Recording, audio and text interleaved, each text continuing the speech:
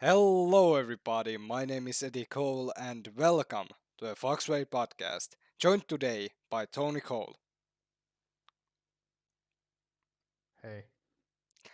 So, uh, I don't think you need introductions. You've been here on the show two times before, and now today we actually have a team. Well, the episode before this one also kind of had a team.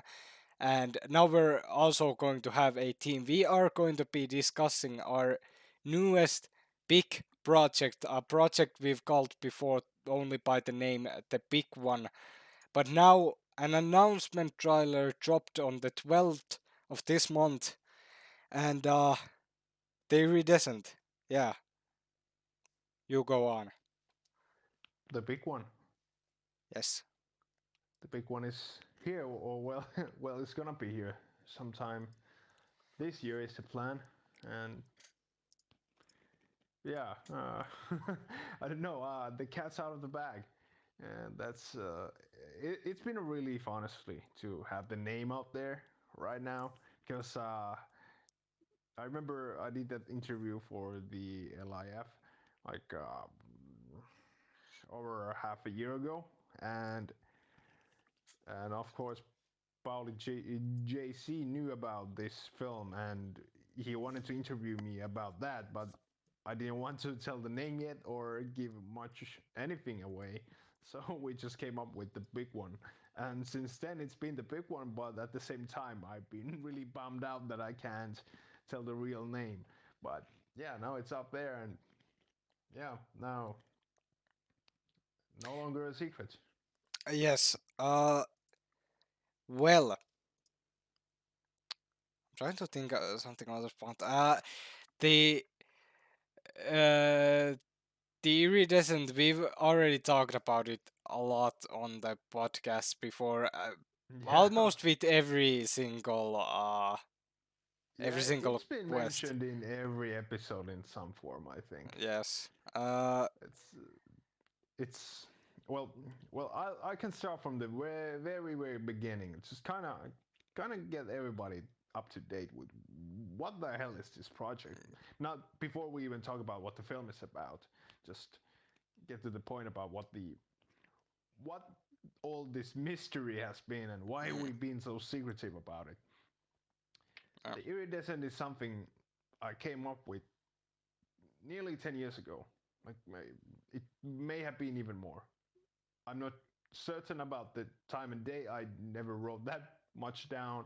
But what I do know is I wrote this plot line down in one form. And it's been nearly 10 years since then. And I had a lot of ideas, a lot of little notes that I wrote here and there, like character names and everything. And I had a synopsis. And to be honest, a lot of it has changed, but the base idea is still there. So this project, in one way or another, has been in the works for 10 years now. And it's I well, I'll let the audience be the judge of it, but you read the script and mm, I've never been more proud of anything that I've written. And if we're successful with this, it's going to be it's going to be our masterpiece. And yeah, what can I say? It's sort of an ultimatum of all Foxway Studios films. It uses a lot of like themes and well, more concretely, it uses our old locations and actors and everything, but it's everything in one, and it's just the coming together of everything that we've ever done, but it's in a very new form and with a very unique and complex plotline. mm. I Yeah. don't want to make it sound overcomplicated, but it's been a long process, so I have a lot of thoughts in my head around this project, but it's it's quite something. I can tell you that. Okay. Well, then I want to talk about a little bit about the actual thing, not the project so much itself, but Yeah. the actual thing. Now I am looking up here an Oxford definition. The iridescent, showing luminous colors that seem to change when seen from different angles. Can you tell us anything about the iridescent itself and what it means? Well, you'll have to see. Why it's is the title of the movie the iridescent? Can you say anything about that? let's just say that the iridescent, whatever it is, it's very, very important to the plot. Mm, And you'll have to watch the film to find out what the iridescent is. And I can't guarantee that that will help you find out what it actually is. But I, I can tell you this much. The film itself is about finding out what the iridescent is, and well, there is a certain idea in everybody's head once they start out in this film what the iridescent is. But once you go further and further, your ideas of what the iridescent is, it might change, or it might not.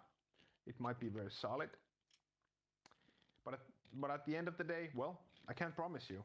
You'll have to see. something invaluable. That's the only description we've gotten, I think. Something invaluable. I can tell you that it's something concrete, but you'll have to see the film to find out. Mm. uh, okay. Well. There's still a lot of things that we can't tell, Mm, and um, this is our most secretive project, like we've said and made very obvious by our code in the past few episodes of this podcast. But it's yeah, it's something that it's hard to explain anything beforehand, and it's something that you'll have to see. mm, But the base of the Iridescent as a film is an ensemble film. We have a massive cast for this one, a massive and a massively talented cast for this one. A lot of characters with equal amounts of screen time, and very very interesting character relations and dynamics that and very interesting character development. Something that I've never really like focused on writing before. Like if you look at Jack Stone, he evolves throughout the films. But in none of our previous works you can see this much character development in like one whole thing, one soul thing, I should say.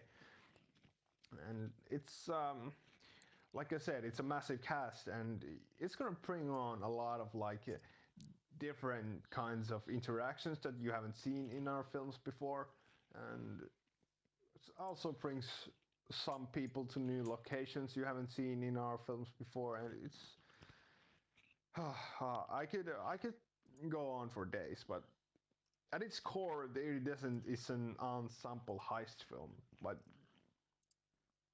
it's more about the journey than the heist itself. But you'll see what I mean when you see the film, and there's gonna be more trailers, so you're gonna find a little more about the plot before to release. But yeah, mm, okay. I'm Well. still trying to not trip into my own trap and say too much. Uh. Yeah. Uh. Can we? I honestly don't know how much can we talk about. Can we talk about any of the characters? Or. Uh, I guess in general, yes. um, yeah. Like Well, at it's. this point, Well, we it's. can, Yeah. You yeah, go ahead. Go ahead. we can talk about names, and we can talk about who they are basically, Mm. but we can't go further than that. I can tell you. So we can even mention names. Yes. Oh. Do you want to talk about your character? Well, yes. Well, It yes. it actually is it even well he is speaking in the trailer, but I don't think he's visible in the trailer at any point. No. No, I don't think so either. Um, Yes, I play Samuel Warren, who's he's an experienced guy he's maybe taken a couple of wrong turns, and it's led him to a situation that, well, eventually he finds himself at odds with a lot of people, but he's trying to do the right thing, and his motivations for taking part in the events that occur in the iridescent are very different from a lot of other people you'll see in the film. But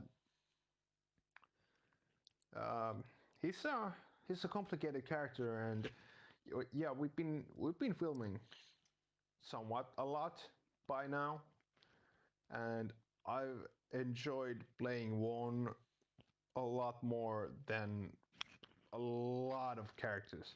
And not that I've played bad characters before, but there's just so many layers to this character, like there is to all the characters in the Iridescent.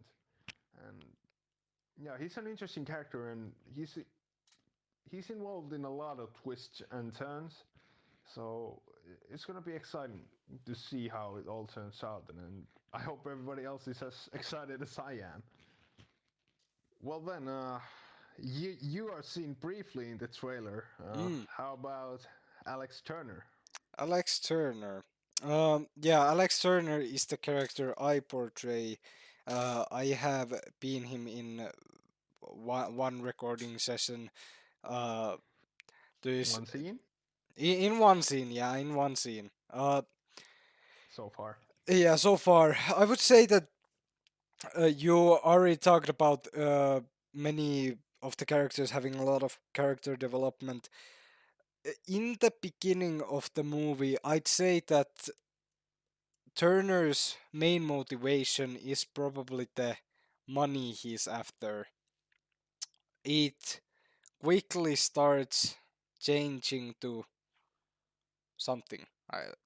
I don't know how much I can reveal something else rather than just money. Something uh Yeah, not that I guess, concrete. Yeah.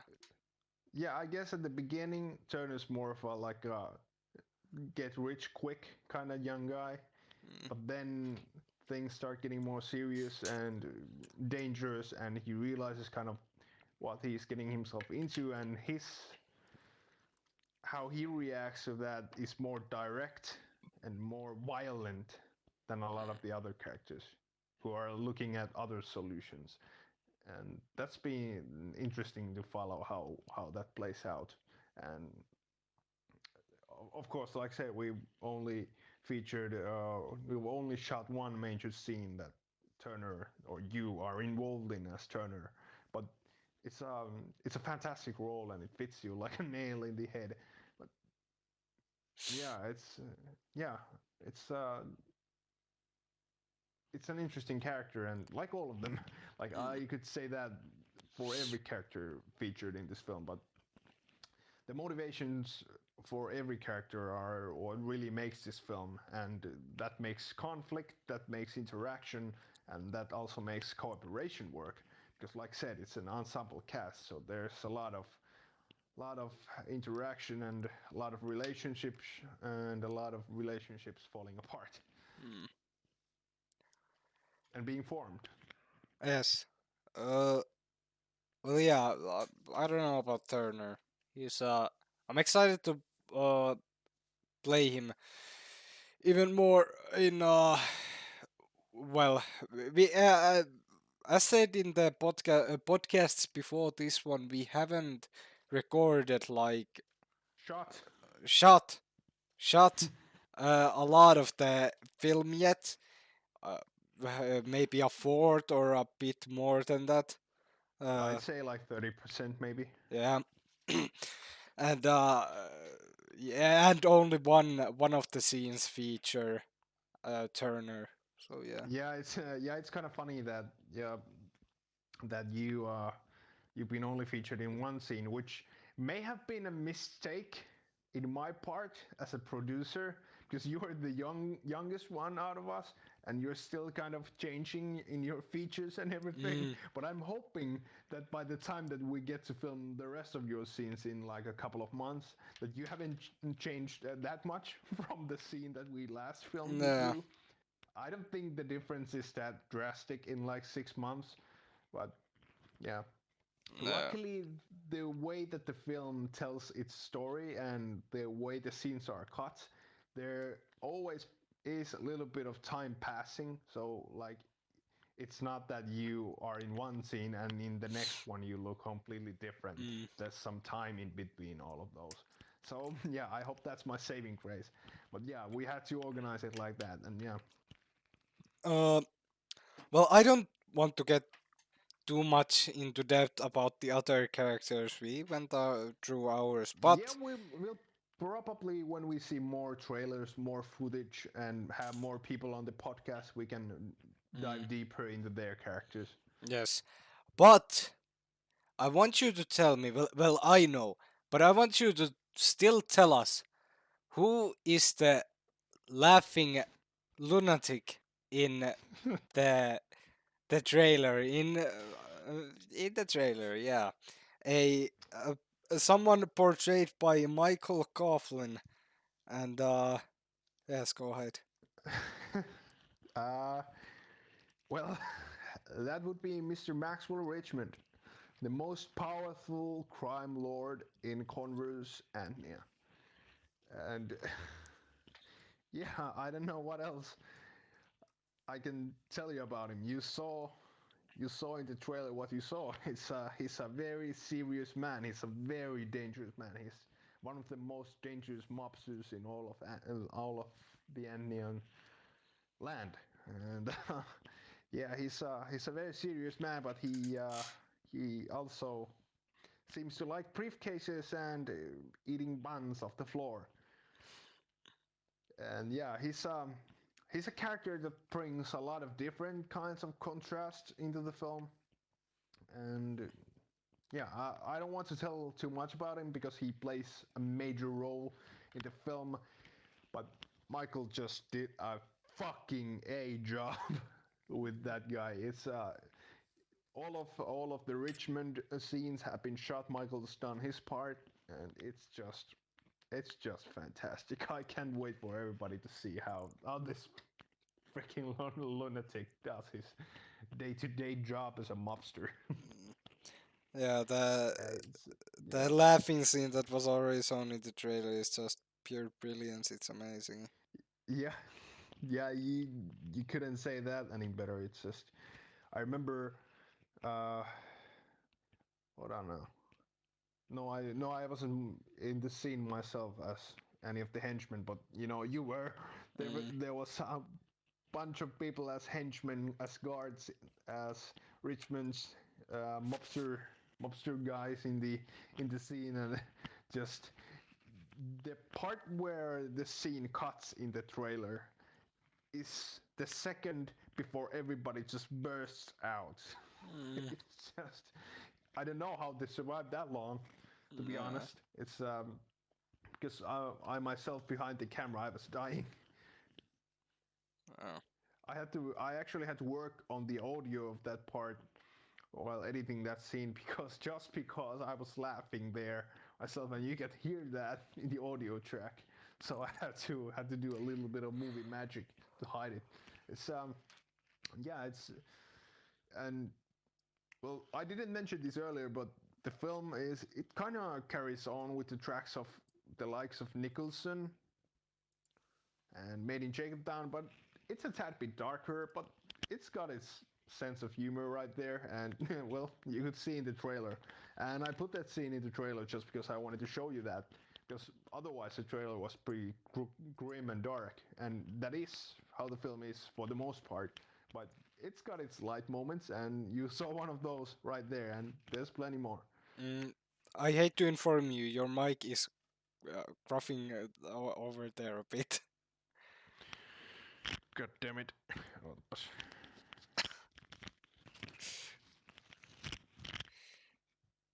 Laitetaan lisää teippiä. You can keep this in if you want to. Yeah, yeah, I might. Hold on now. Do you like the sound of tape? ASMR. uh, Foxway ASMR. We should do that channel. Yeah. A new daily show on Foxway Extras. Yeah, sounds good. Now it should be Yeah, there. it's good.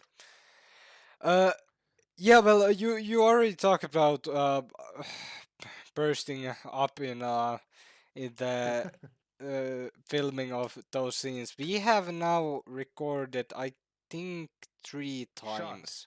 Shot, shot, shot three times. I'll Uh, I'll keep saying it until you it just comes out of your spine. shot three. Well, I get we have shot multiple scenes, but we have had three shooting sessions, I guess then. But yeah, Yeah, 3 or 4. I'm not sure. we want to talk about So any of those. yeah, it's been really interesting because first of all, I've never done as exact as precise pre-production as I have for the iridescent. Of course, there's been plenty of years to prepare for it, but once I had finished the script, I did a very detailed list of every scene and what we would need for that specific scene and in what order we should shoot everything. And it's been a lifesaver. It's, you know, and you remember, like we've shot really long scenes in like times in such a short time that it's seemed shorter than the scene itself. Mm. Like it's been super smooth. Like I've said before on the podcast, it's been so smooth, and it's a lot of it is thanks to the detailed planning that you and Alex have been very much featured in as co-producers. But it's uh it's just it's been a wonder so far. Like all of the sessions, as you call them, have been super delightful, super smooth, and everything has gone to plan. And I mean, maybe it's since I've been studying film school, I've gotten a lot of tricks to make filming a little bit smoother, and I've learned to prepare a little better.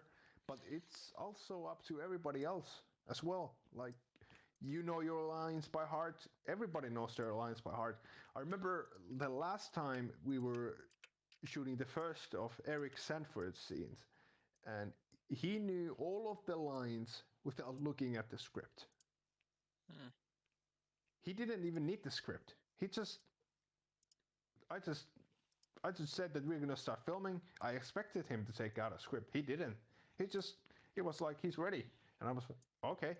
Then I go, action, and they just did the scene perfectly. He remembered all of his dialogue, and just, it's just perfect. Like unbelievable, and it's been the case with everybody else. Right? I remember we shot those Richmond scenes with Michael Coughlin, and he's just he said that he hadn't prepared that much, but it seemed like he did because he's got a long monologue in one scene, and he's got long lines anyway. Because Richmond, this guy is a guy who definitely likes the sound of his own voice.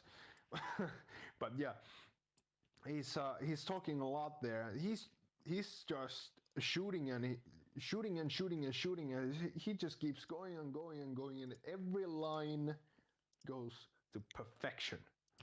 Just and I'm just there in awe that like I have an amazing crew. Like this, it's been so much fun, and I look so much forward to the next time we're able to film the iridescent. It's gonna be a little while. It's gonna be a couple of weeks still until we can get back to it. But yeah, it's we're moving forward, and I'm expecting we'll have everything shot in the next couple of months. I originally planned that we'd have everything shot by the start of May, but I think it's gonna be like start of June-ish now, since a lot of people got work. I have work, and I have school, and everybody's got their things, and also COVID has made things a little more difficult. But yeah, we should be able to finish the film in a couple of months, and then couple of months of post production, and I expect the film to be out by the end of 2021. Let's just say that. Let's not say any more exact months, but Yeah.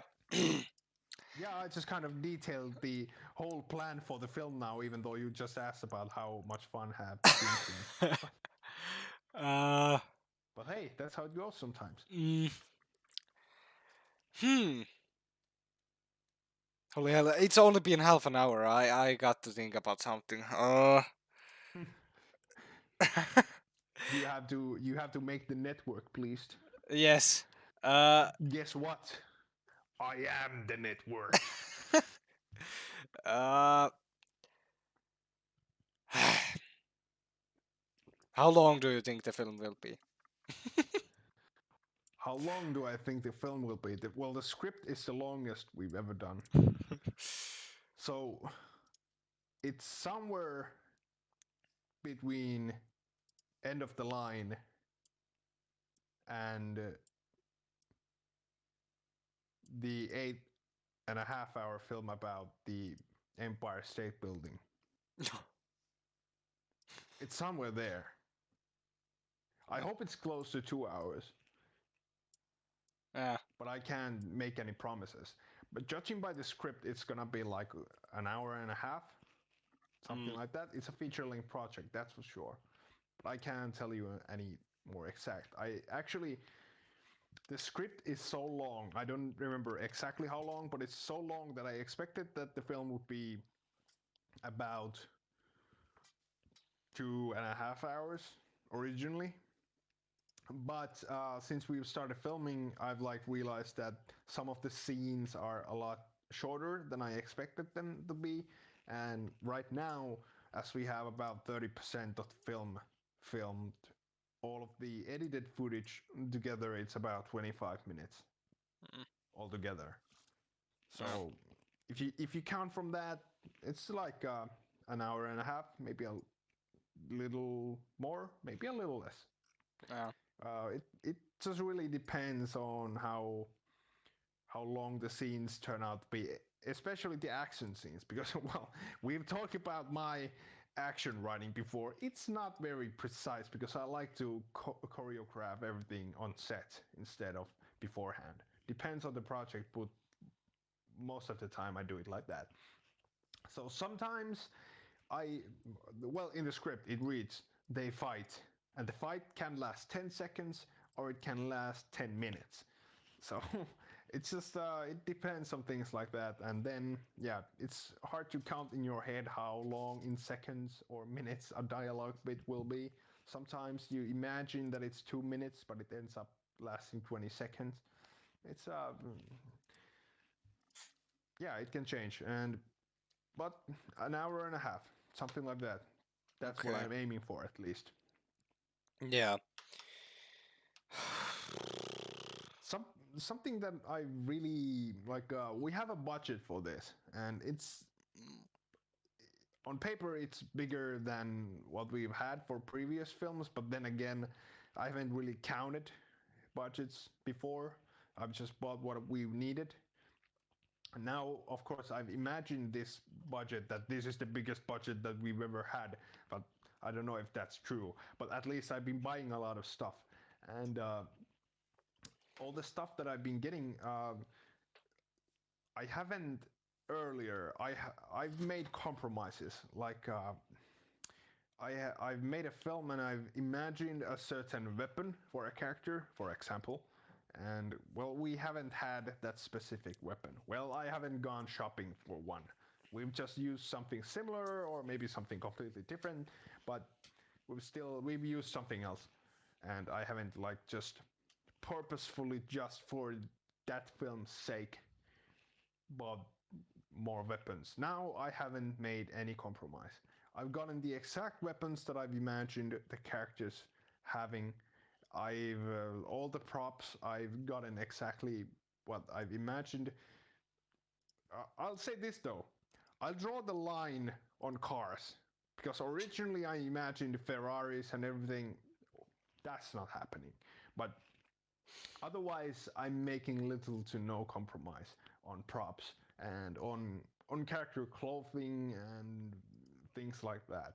I just this is something that I really want to stick as close to my vision as possible, and I usually do. Usually things turn out pretty much pretty much exactly as I imagined. But there are little things like little details that I might want to change, or I would change if we had more money to do this thing of ours. But for this one, I'm not making that many compromises, and so far I haven't made one compromise, and it's working out great. And the film, like the footage that we have so far, and I'm in awe. It's going to be fantastic. Yes. Well, honestly, we've talked about the iridescent probably as much as we can by this point. If Yeah, you yeah. have anything about I have some topics that we can discuss aside from the iridescent. But if you have anything else about the iridescent, go ahead. Well, I have one thing. If if you, the listener, have something to ask about the iridescent, please leave that in the comments, and perhaps we'll make a part two Mm. when there's more trailers, more footage, more information available. Like I said, we're still quite in the early stages of filming, but that won't be for long. So you'll see more footage soon. But as of right now, we can't give away that much. But I hope that these little bits of information about characters, about the plot, maybe they'll anchor up some excitement. And perhaps you have some questions to ask, so leave them in the comments below. Y- Look, I'm getting some interaction to your channel. Oh yes.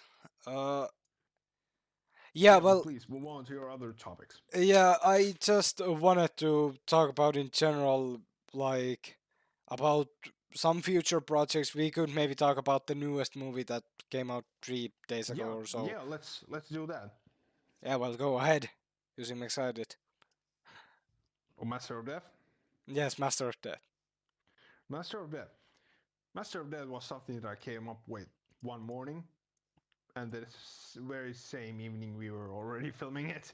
I think it just came up with something like, well, I did have the idea for a film like that for quite a long time. I wanted to do something John Wick-ish, and well, I knew two things. I wanted to do something like John Wick, and I wanted to do something like John Wick with Alex as the lead actor because he looks like Ken Reeves. No, because Alex needed Alex, who's perhaps our best actor, he needed a leading role that would really like give him a big stage to show how much of an action star he can be. And I wanted to do something big with him, and so that's what the Master of Death is. It's um it's an action film with Alex Kaufman. It's a great one. I don't know what else can I say generally, but yeah, I came up with it quite quickly, and we filmed it in a week, and yeah, now it's out, and it's honestly one of my favorite work. It's just it's something that like I usually when I make when I have finished a film, I'll watch it. I'll watch it a couple of times to make sure there are no mistakes. Then I'll release it, and I watch it a couple of more times, maybe with friends, and so on and so forth. And then I come back to it from time to time, but and just kind of see that yeah we did this film. This is cool. This is a cool film, and no, and all that stuff. But the Master of Death, I'm so proud of it. Like it's one of those that I think that I'll see myself going back to the most. One of those at least. It really has that kind of like rewatch value, and there are a lot of like small details that you might miss out the first time, and well maybe part of that is it's mostly action, and that's what we excel in. So it's just it's entertainment from top to bottom. Yes. uh, Now, well, we talked a lot about the iridescent. Are there any other upcoming projects you wanted to discuss? But yeah, there are plenty. Let me just take a sip of water.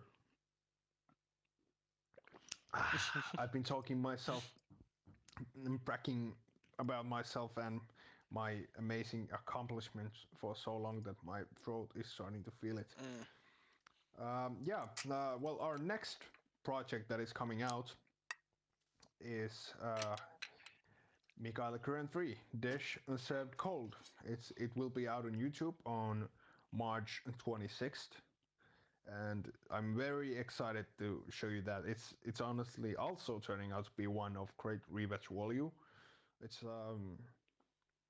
it's a fantastic film to end a trilogy with. It's um, it's a revenge story for sure. Grön finally goes after Bolshakov and hopes to end him once and for all. But also Grön's former agency's NIA's new boss is after Bolshakov and maybe Grön himself. And it's that's an interesting threesome right there. And yeah, that's going to be a good one. I'm still in the process of editing it, but I'm close to having finished it. And yeah, it's a good one. Any other future projects that we can talk about? Hey, actually, I meant to ask about from this from you personally. But I guess it's pretty much okay to ask about it. Uh, Wheelman, you mentioned it in the very first podcast. Is that film ever going to come out? It's going to come out, but there are some problems with the footage. Mm, And I'm currently trying to solve if I can simply uh, fix it in post, mm, as we say too many times, or do I have to refilm some mm, parts of it? yeah. It's um well, the major thing about it is now I'll make a huge reveal. When we filmed Made in Jacobtown, we were actually not driving. We were still the entire time. The car was not moving, although it may seem and sound like it was. And this effect was made to perfection in Made in Jacobtown. And then the major thing why it worked so well was that it was so dark. You couldn't tell that the background wasn't moving. Now, with Wheelman, I find myself in a situation where you can kind of see that the background is still. Mm, So I'm trying to play around with different kinds of effects if I can like create the illusion that the background is just solid black, but it's not really, it's a little bluish. So you can kind of see some outlines of trees and that kind of stuff. But the footage is there and I have it on my desktop. I have it in a timeline and I have it all set, but I just have to figure out that, or then I have to refilm stuff. But yeah, I it's not coming out this spring, but maybe in the summer. If like right now our schedule is the release schedule has been filled with projects that are ready to go. mm. But yeah, Wheelman is a work in progress. It's been filmed, but it's stuck in post for now. But I'll try to figure it out. Okay, other projects. George Whitebook, Death to Spies. Whew. The third George Whitebook film will be out in April 2021. I have not yet decided, but it will be either April 23rd or April 30th. I have not decided the exact date yet, but it will be out in in April 2021. And it's like I said before, it's a darker White Brook. The humor is still there, but it's a darker White Brook. And there's a couple of bits that have not yet been filmed, and we are filming them this weekend, if nothing Health matters. If nothing changes, or or shit hits the fan with COVID or anything like that. But if all things goes well, next week, this time next week, uh, Death to Spice is ready to go and ready to be released in April. Well, any other projects or anything else about the Yeah, future? yeah. How the fuck about if we end this podcast with a fucking bang? How about Okay. I tell you that the Club 2 is officially a Ooh. go? Yeah, I knew that they don't, so I'm excited. Ooh. Yeah, the Club 2, it's starting production soon. I can't tell exactly when. I can't tell exactly when it's going to be released, but we are working on it, and it's going to take everything from the club and amp it up to 111. It's I have one goal: more killing, Mm. and that's what we're trying to do with that. It's gonna be even more action, but with a little bit more character development, a little more character relations, and it's gonna be personal this time.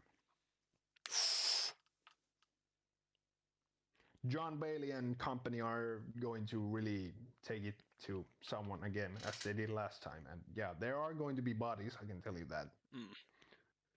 And massive spoiler if you didn't realize that by now. In the Club 2, someone will pass away.